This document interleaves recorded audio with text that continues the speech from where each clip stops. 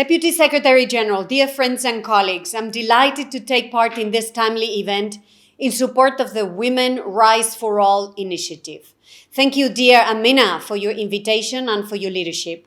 I cannot think of a more relevant topic at this time when we are emerging from the pandemic, determined to retake the path towards a more sustainable growth. When more women work, economies grow.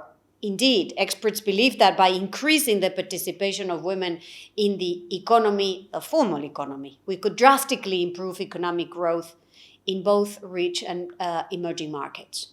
There is overwhelming evidence to support it. Furthermore, studies suggest that women, compared to men, devote a larger part of the household budget to education, health, and nutrition. Societies with greater gender equality not only offer better socio-economic opportunities for women, but also tend to grow faster and more equitably.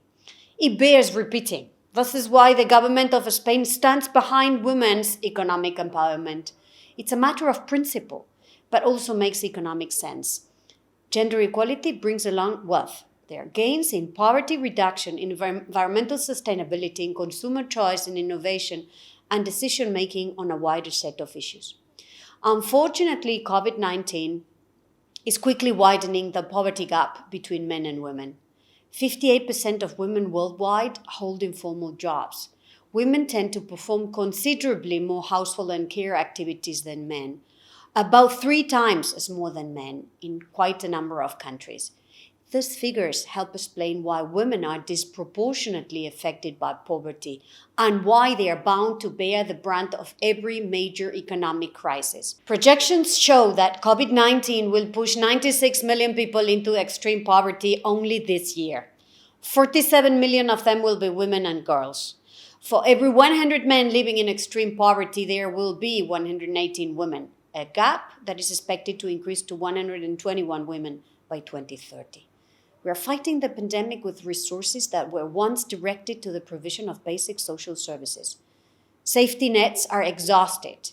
In Latin America, some 18 million women and girls will lose their access to birth control methods and healthcare assistance. I dread to reflect upon the consequences of that. Even if we manage to rebound quickly, as I hope, millions of women around the world will still carry a heavy burden. Domestic violence has increased by 30% over the past year. From the start of the pandemic, Spain has been working both at home and abroad to articulate an effective, coordinated response with a transformative and sustainable approach. The decisions made today will have a long-term impact in our societies. In 2020, Spain, together with a group of UN members, tabled a UN General Assembly resolution on women, girls, and COVID, adopted on October 11th last year.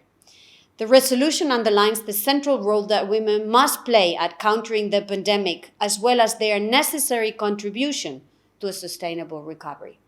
This framework will inform and guide our comeback to this crisis.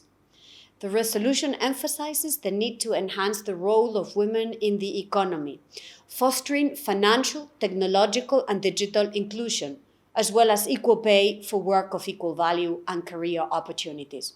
It calls for fiscal stimulus packages accessible to all, specifically addressing the care sector, as well as informal and non-standard forms of employment.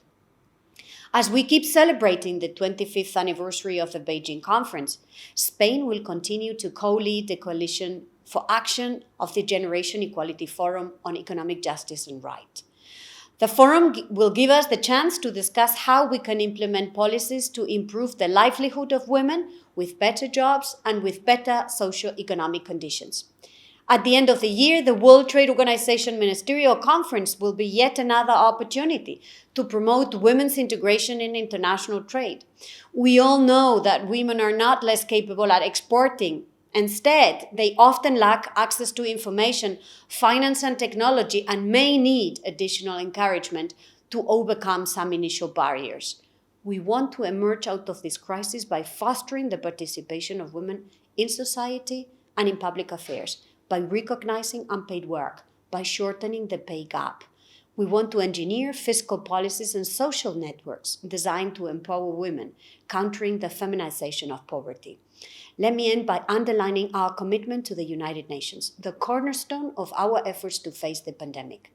In order to reinforce the role of the organization, we need fora such as this one, where we can exchange information and best practices, present initiatives, and most of all, come together to ensure that women are taken into account. I hope that we will soon be able to meet in person to continue this discussion. In the meantime, thank you so much for the opportunity to share these few thoughts with you. All the best.